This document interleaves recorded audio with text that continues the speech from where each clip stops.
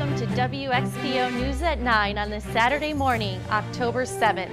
I'm Kristen Olson. Here's what's coming up. Fanny wins big. The International Red and White Show wrapped up on the colored shavings yesterday. We'll have full highlights ahead. Bridging the consumer gap.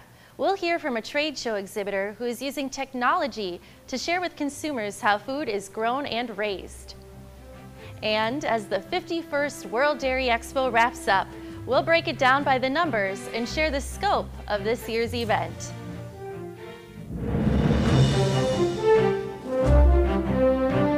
Broadcasting live from the studios of World Dairy Expo in Madison, Wisconsin, USA. This is WXPO News.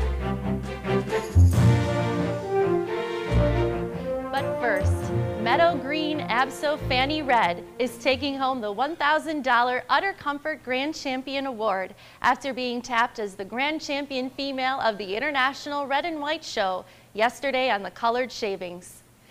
Fanny, owned by Triple T, T&L Cattle, Barry, Frank and Diane Borba, and Frank and Carol Borba of North Lewisburg, Ohio, won the aged cow, 6-year and old and over class, before winning Senior Champion Female on her way to Grand Champion. Reserve Grand Champion honors were awarded to the Intermediate Champion Female and winning Junior 3-year-old, Heatherstone Red Hot Red, owned by Milk Source LLC of Kaukauna, Wisconsin. Meanwhile, Red Tag Destry Sneezy Red ET garnered Grand Champion honors at the 2017 International Red and White Junior Holstein Show at World Dairy Expo.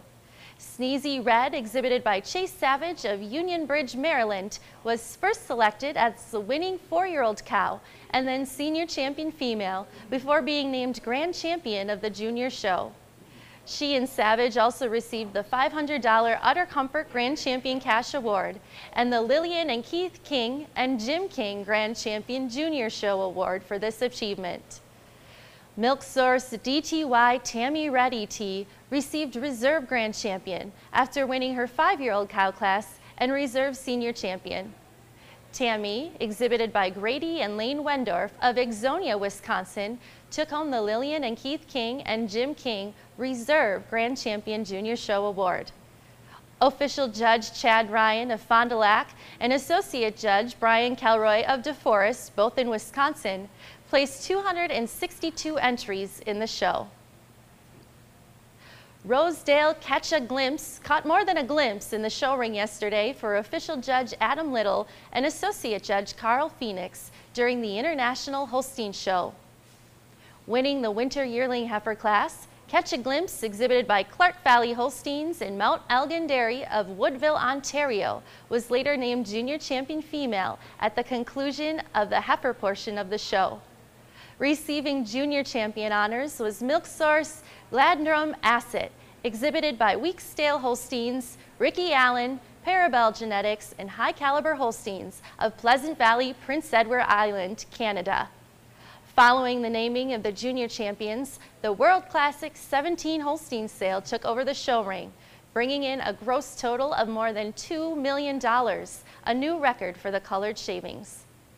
This morning, the cow and group classes of the International Holstein Show are parading around the Coliseum as we name the final breed Grand Champion before crowning the 2017 Supreme Champion of World Dairy Expo. Coming up on WXPO News, we'll learn how a German exhibitor is using Expo as a platform to promote another global event.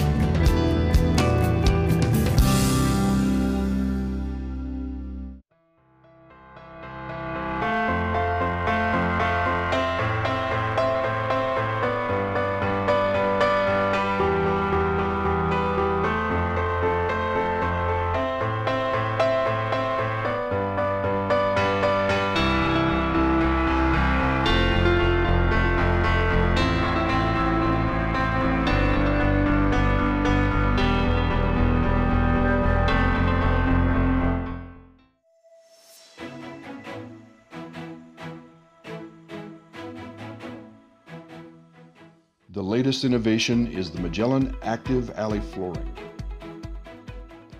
The Magellan rubber flooring is an innovative solution for drainage and removal of the liquids in the alleys. The future lies in understanding animal needs. Innovation is dedicated to solutions and to the profitability of cattle rearing. The future of dairy health is here with a new portfolio that's more comprehensive than ever. Proven products like Volvacalc, Polymast, Today, Zactran, and Epronex. Stop by Beringer Ingelheim, booths 2806 to 2809 to get your free Epronex beanie while supplies last. And don't forget to enter for your chance to win a pellet grill from Yoder Smokers.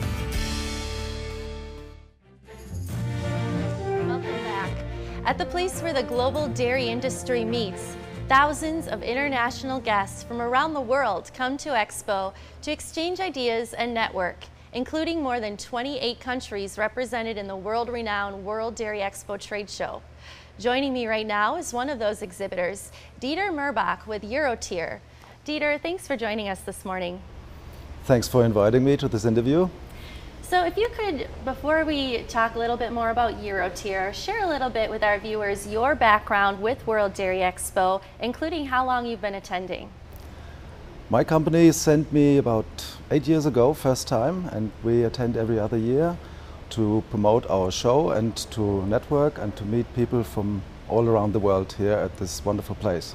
And why do you come to World Dairy Expo to promote your event? Well, World Dairy Expo is the international show. It is the marketplace and is the meeting place for professional dairy producers from all over the world. And this is the reason why we are coming here.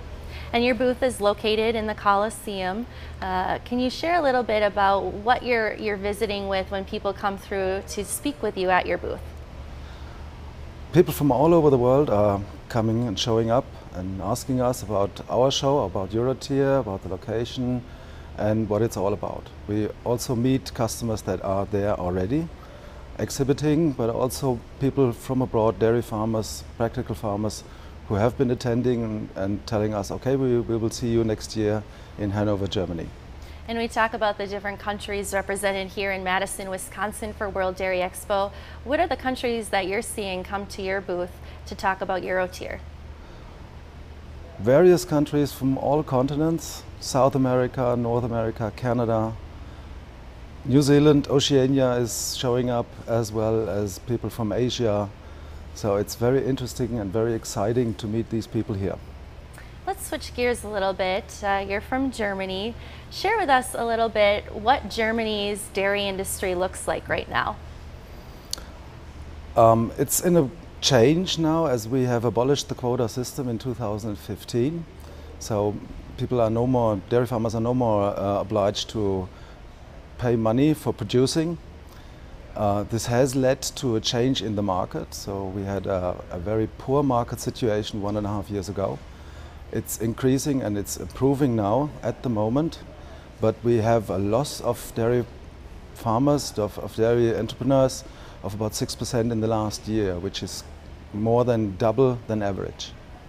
And of course, there's a wide diversity of dairy farms in Germany, just like there is here in the United States. But what does the average dairy farm look like in Germany and in Western Europe? The average dairy farm in Germany is just like me, 5'10", but average doesn't say anything about the situation, about the individual situation. So we have very big farms with an average of 250 head in East Germany. If you go to Bavaria, where the most cows in Germany are living, we have only 25 average. Wow, wow. And as you've spent time here at World Dairy Expo, what are some of the trending themes that you're hearing as you visit with producers and attendees? Cow comfort is still a main topic. We talk a lot about the situation and how to optimize the transition period of a cow in terms of production. I think the challenges mainly are similar to Europe in terms of animal welfare.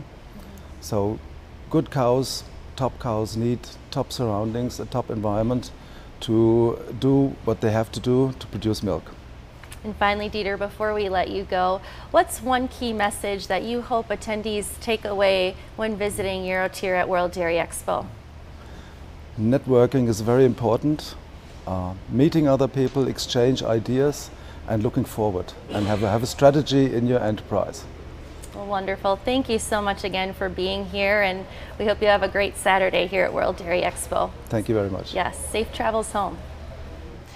Well, when we come back, David Jones will break down your daily markets.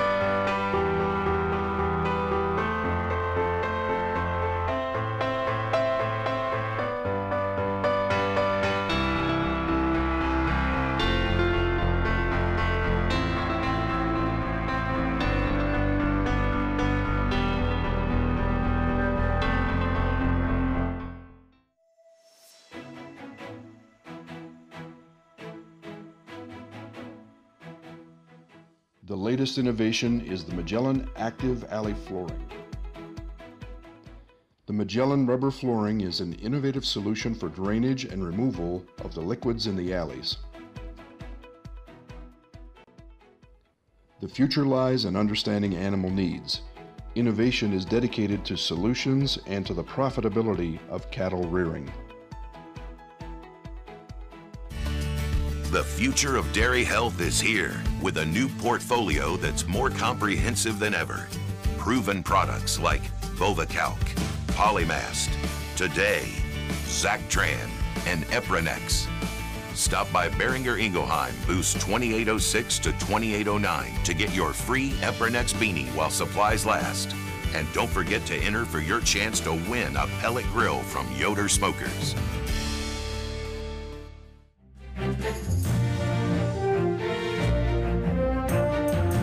Well, welcome back. You're taking a live look at behind the scenes. This is what goes on to make World Dairy Expo's Expo TV happen, from the show ring to our news set here this morning.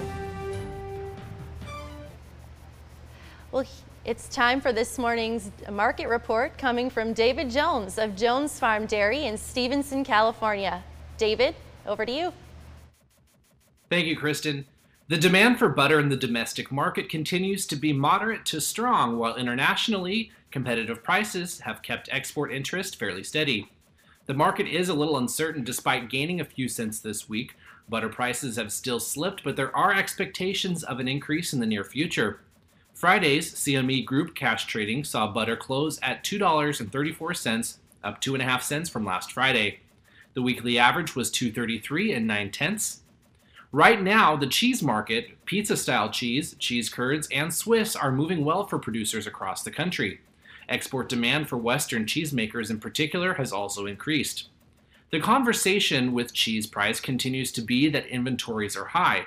However, we also have to keep in mind that the market is consuming more aged cheeses, which slightly contributes to those high inventories.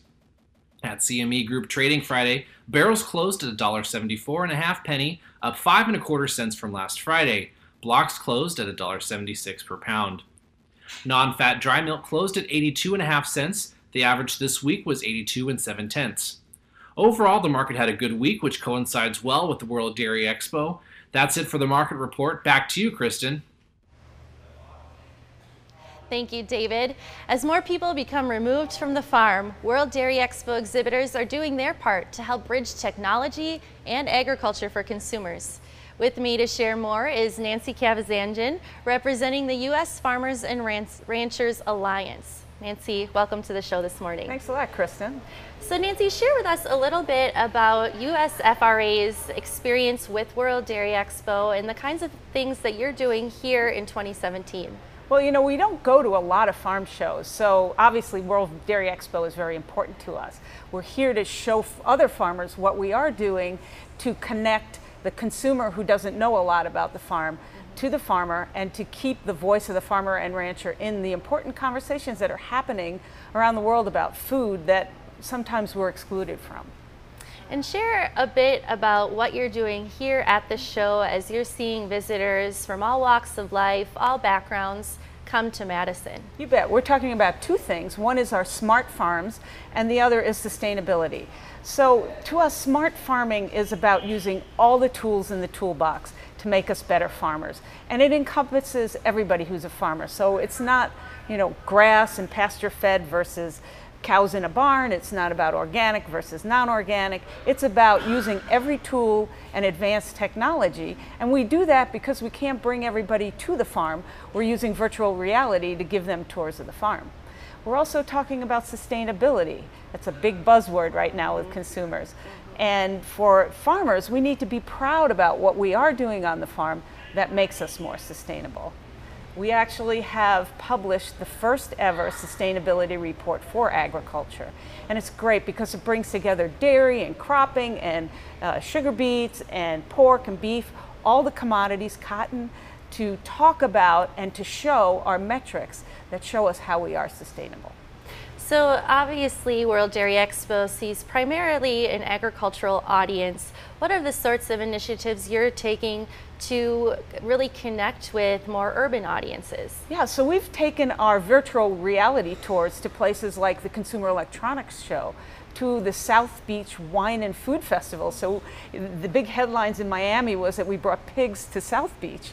Wow, that's pretty exciting. Yeah. So we're looking for those places. We've gone to consumer sustainability conferences. Anywhere that the consumer is having a conversation about food and farming, even places like the New York Times and the Washington Post and those major metropolitan areas where consumers don't really know what's going on the farm, have really a bad understanding of what we're doing to be sustainable, because we know as farmers we do care about the environment, about our animals, about our soils, about our air and our water. And how long has your smart farm utilizing virtual reality, that program? Is it a fairly new program? How long have you been working with it? Yeah, we've been doing it about a year now. So we have a couple of base virtual reality tours. We have a tour of a pig barn because with biosecurity you can never get into a pig barn. We're hoping to expand that. We're working to expand that to some dairies and to some crop farming. You know, one of the wonderful things about being here in Wisconsin is that we open our dairies to visitors all the time, but not every farm can do that because of biosecurity. And then not every consumer can get to the farm because they're in major metropolitan areas. What are some of the most popular questions that you get from our consumers who are utilizing the tools and learning more? Are they excited to learn? What are the common themes there? You know, the animal welfare is a big thing. There's so much misunderstanding about how we treat our animals, and when they see how comfortable and how healthy our animals are in their settings, in the barns, they realize that farmers really do care. So just to show the care and the understanding of how comfortable our animals are, that's huge for us. Yeah, and we really appreciate all that you're doing here, not only at World Dairy Expo, but throughout the U.S. to really help bridge that gap. And what a better way to do it than with technology. So thank you so much, Nancy. Thanks for having me today. When we come back, we'll take a look at yesterday's herdsmanship winners and share a summary of the week in numbers. You're watching WXPO News.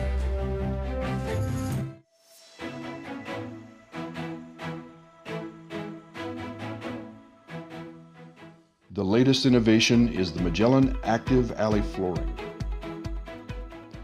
The Magellan rubber flooring is an innovative solution for drainage and removal of the liquids in the alleys.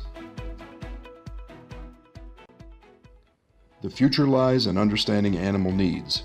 Innovation is dedicated to solutions and to the profitability of cattle rearing.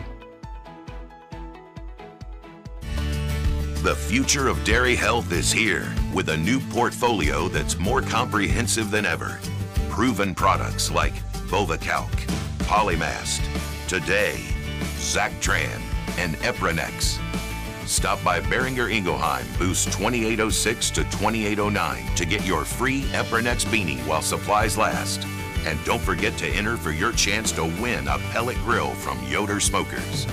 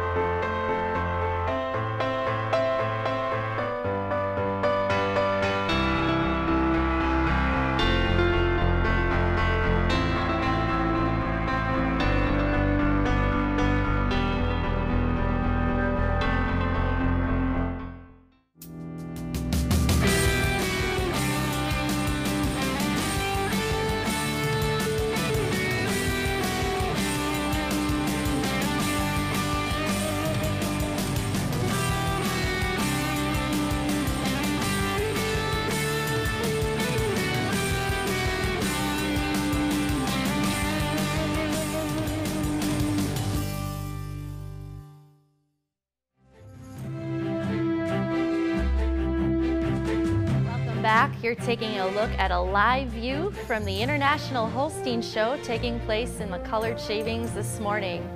Best of luck to all of our exhibitors. Well, yesterday's Herdsmanship Award went to Dirk Thompson and crew from Champaign, Illinois. They can be found in the far west end of the tent, second aisle in from the south. Looking good, everyone. During the past week, we've embarked upon a journey full of activities for all generations, with a nod to the future as we've discovered new dairy worlds.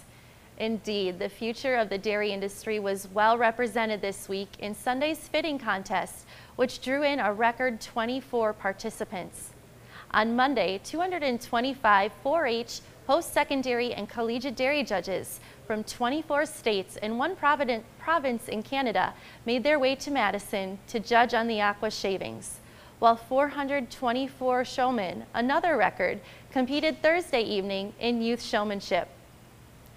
World Dairy Expo also welcomed 27 schools and 1,546 fourth grade students to help share the dairy story with students and teachers alike.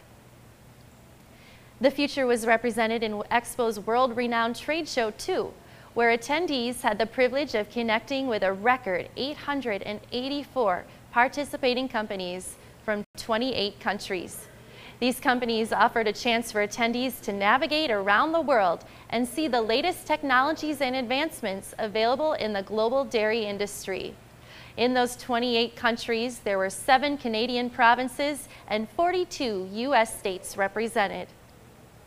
And speaking of the global dairy industry, we once again welcomed friends from around the world with 2,555 registered guests from 94 different countries taking part in the 2017 show, just as of this morning.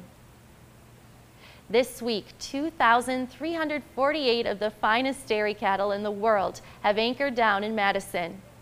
They've been admired in the pavilions and judged with care in the show ring.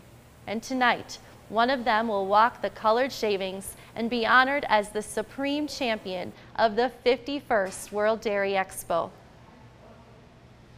Finally, we leave you with one last shout out, this time from Brenda Turner, who shared binoculars, mic, pencils, highlighters, and tribe leader, Next Generation Genetics on my left. We're both fully caffeinated. Let's do this at World Dairy Expo. Hashtag WDE, hashtag WDE17, hashtag Let's Do This. What a view it is. Well, that's all the time we have on this final broadcast of WXPO News from the 2017 show.